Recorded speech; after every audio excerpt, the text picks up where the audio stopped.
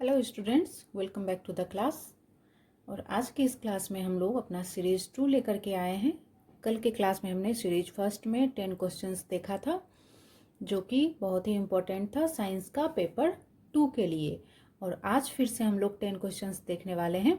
Series 2 है हमारा ये, तो चलिए स्टार्ट करते हैं। फर्स्ट क्वेश्चन है, प्राकृतिक चुंबक का उदाहरण है, मतलब कि नेचुरल मैग्नेट के बारे में पूछ रहा है। प्राकृतिक चुंबक निम्नलिखित में से कौन सा है? हमारे ऑप्शंस हैं लोहा, स्टील, चुंबक पत्थर और ये सभी। तो इसमें समझने वाली बात यह है कि लोहा और स्टील जो है इसे चुंबक बनाया जा सकता है बाद में, बट ये प्राकृतिक नहीं होते हैं। प्राकृतिक चुंबक जो होता है वो चुंबक पत्थर होता है, ठीक है। और ये सभी तो होगा नहीं, क्योंकि दो तो पहले ही हट चुका है ऑप्शन में से। तो ये थर्ड नंबर ऑप्शन हमारा राइट है। नेक्स्ट हम लोग बढ़ते हैं।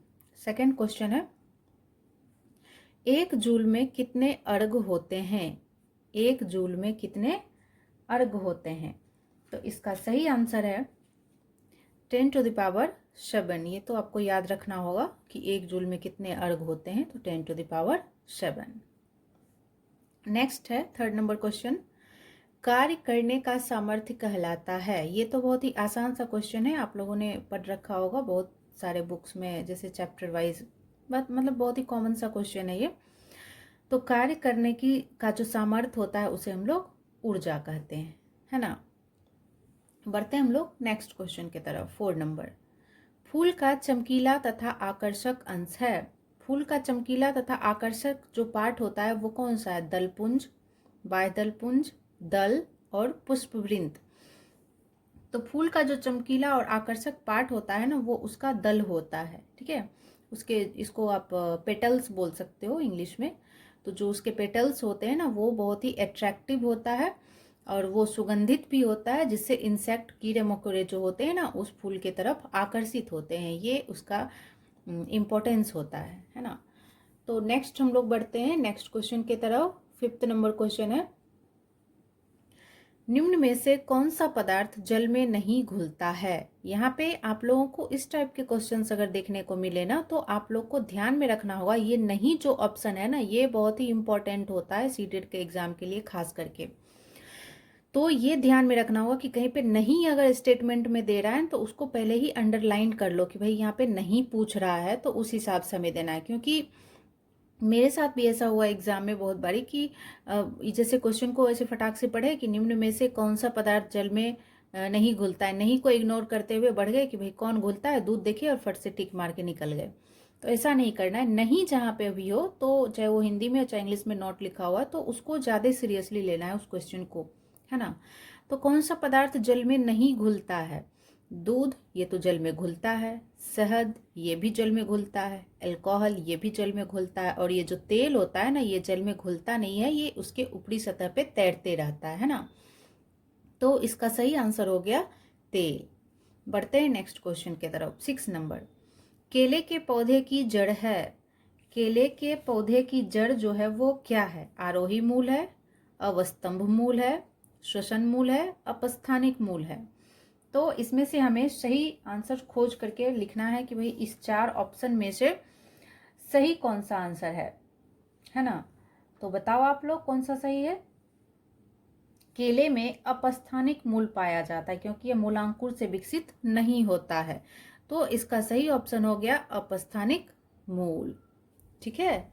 बढ़ते हैं हम लोग अपने नेक्स्ट क्वेश्चन के तरफ। हाँ, 7 नंबर क्वेश्चन है, निम्न में से द्विबीजपत्री कौन है? द्विबीजपत्री मतलब मोनोकोटिलेडोन्स एंड डाइकोटिलेडोन्स, आपने पढ़ा होगा। ये तो 5th या 5th में ही ये चैप्टर में दिया हुआ है। तो द्विबीजपत्री कौन है? तो ये घास है, आम है, मकई है, या ये सभी? इसमें से कौन सा होगा? तो इसका सही ऑप्शन आम होगा, क्योंकि आम एक द्विबीजपत्री पादप है, क्योंकि इसके बीज में 2 बीजपत्र उपस्थित होते हैं, जबकि घास व मक्का एक बीजपत्री होता है। इसे थोड़ा सा हम लोग समझते हैं कि घास जो होते हैं उसके बीज की तो बात ही नहीं करनी है। मकई जो होता है उसका जो बीज होता है, उसको जब आप पानी में उसको भिगोने के लिए छोड़ोगे, तो उसका जो ऊपर का पार्ट होता है, जैसे कि ये सीड है, तो उसका ऊपर का जो ये पार्ट होता है ना, उसका छिलका बोल सकते हो, ये नरम हो जाता है जब उसको पानी में भिगोया जाता है ना, तो ये आसानी से छिलका उतर जाएगा। फिर बीच वाले पार्ट को देखोगे एक ही पार्ट रहता है, और जैसे कि मटर हो गया, चना हो गया, इन सब को जब भिगोओगे उसका छिलका हटाओगे तो उसके अंदर से दो पार्ट्स ऐसे करके निकलते हैं ना। तो ये हो गया द्विबीजपत्री, और ये जिसमें एक ही पार्ट रहता है वो हो गया एक बीजपत्री। तो आम का जो होता है ना उसमें द्विबीजपत्री होते हैं, इसके बीज में दो पार्ट होते हैं। तो इसका सही ऑप्शन हो गया आम। नेक्स्ट हम लोग बढ़ते हैं 8 नंबर की तरफ।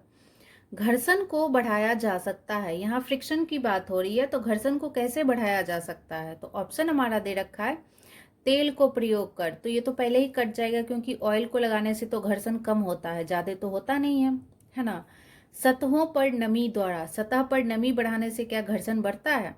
बिल्कुल नहीं, ये भी ऑप्शन गलत है। और जब दो ऑप्शन गलत है तो इन सभी के द्वारा तो होगा ही नहीं होगा, है ना। तो एक चीज मैं बताना चाह रही हूँ कि इस टाइप के अगर क्वेश्चंस, मतलब कि जितने भी ऑब्जेक्टिव्स मिले, तो सबसे पहले आप लोग देखना कि कौन सा उसमें नहीं हो सकता है, फिर एग्जैक्ट आंसर की तरफ जाना। तो ये 3 ऑप्शन कट गया, तो ये बचा हमारा ऑप्शन, है ना। ये है खुरदरी सतहों द्वारा, और जहाँ पे घर्षण की बात हो रही है तो वहां पे खुरदरी सतह तो इम्पोर्टेंट होता ही होता है। तो 8 का ऑप्शन नंबर 3। नेक्स्ट हम लोग 9th नंबर क्वेश्चन पे बढ़ते हैं। निम्न में से व्युत्क्रमी परिवर्तन कौन सा नहीं है? यहाँ पे फिर देखो नहीं की बात आ गई है ना। तो इस क्वेश्चन को भी ध्यान से देखना है कि निम्न में से कौन सा व्युत्क्रमी परिवर्तन नहीं है। पहले हम लोग समझते हैं कि ये व्युत्क्रमी परिवर्तन होता क्या है। पहले जैसे कि कोई एक परिवर्तन, जैसे physical change and chemical change है ना, उसकी यहाँ पे बात कर रही है, किया जा रहा है। तो फर्स्ट ऑप्शन को ही देख लेते हैं, जल से भाप बनना। जल से भाप बना तो फिर भाप से तो फिर से पानी बनाया जा सकता है ना, ऐसा तो किया जा सकता है। फिर नेक्स्ट जो हमारा है, भाप का संघनन नहीं, लोहे का पिघलना। लोहे को पिघला करके फिर से तो लोहा बनाया जा सकता है आराम से, फिर से उसको पहले जैसे सांचे में ढाला जा सकता है। नेक्स्ट है केरोसिन का जलना। तो ये देखो ऑप्शन, केरोसिन को अगर जला दोगे तो फिर क्या से उसको जले हुए केरोसिन के जलने के बाद फिर से उसको बैक अपने पहले वाले रूप में ला सकते हो? नहीं ला सकते हो। तो ये ऑप्शन हमारा सही हो गया। फिर नेक्स्ट है भाप का संघनन। भाप का संघनन होकर फिर पानी बन जाएगा और पानी से फिर वो भाप में परिवर्तित हो जाएगा। दैट मीन्स यहाँ पे पूछने का मतलब ये है कि व्युत्क्रमी परिवर्तन कौन सा नहीं है। तो ये हो जाएगा केरोसिन का जलना, ये व्युत्क्रमी परिवर्तन नहीं है, क्योंकि इसको जलने के बाद, दैट मीन्स यहाँ पे पूछ रहा है कि कौन सा केमिकल चेंज है। नहीं है मतलब कौन सा फिजिकल चेंज नहीं है, मतलब कौन सा केमिकल चेंज है। तो ये हो गया इसका ऑप्शन, केरोसिन का जलना। नेक्स्ट हमारा 10 नंबर क्वेश्चन है, एक कंघी के कागज के छोटे टुकड़े को आकर्षित करने का कारण है। आप लोगों ने भी कभी ये एक्सपेरिमेंट किया होगा कि कंघी को खूब बाल में ऐसे रगड़ने के बाद उस नीचे में छोटे छोटे कागज के अगर टुकड़े अपने काट के रखे हैं तो उसके नजदीक जब ले जाओगे तो कंघी उसको क्या करता है, अट्रैक्ट कर लेता है, अपने तरफ आकर्षित करता है। तो पूछ रहा है कि इसका क्या कारण है। ऑप्शन हमारे हैं घर्षण जनित बल, चुंबकीय बल, गुरुत्वीय बल और स्थित वैद्युतीय बल।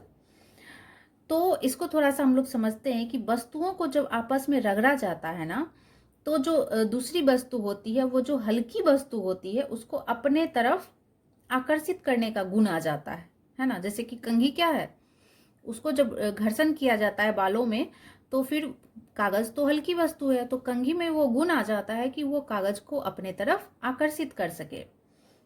और इसको क्या कहते हैं, इसे वैद्युत आवेश कहते हैं। और जब यह आवेश एक स्थिर जगह पे होता है तो उसे स्थिर वैद्युत आवेश कहते हैं। तो यहाँ हमारा ऑप्शन नंबर 4 सही हो जाएगा। एक कंघी के कागज के छोटे टुकड़े को आकर्षित करने का कारण स्थिर वैद्युतीय बल है। ठीक है, तो इस तरह से हमने आज 10 क्वेश्चंस किए हैं। इस तरह से डेली का सीरीज रहेगा 10-10 क्वेश्चन का, जो कि मोस्ट इंपॉर्टेंट क्वेश्चंस हैं और किसी न किसी ईयर में ये पूछे गए क्वेश्चंस हैं, है ना। तो इनको समझना बहुत जरूरी है, और इसी टाइप के क्वेश्चंस आपको एग्जाम में देखने को मिलेंगे। तो अगर आप लोगों को हमारा सीरीज अच्छा लग रहा है, पढ़ने में कोई प्रॉब्लम नहीं हो रही है, तो आप लोग कमेंट करके बताओ ताकि मैं आगे इसको कंटिन्यू रख पाऊँ। ठीक है, तो मिलते हैं हम लोग नेक्स्ट सीरीज के साथ 10 क्वेश्चन के साथ नेक्स्ट क्लास में। तब तक के लिए बाय एंड टेक केयर।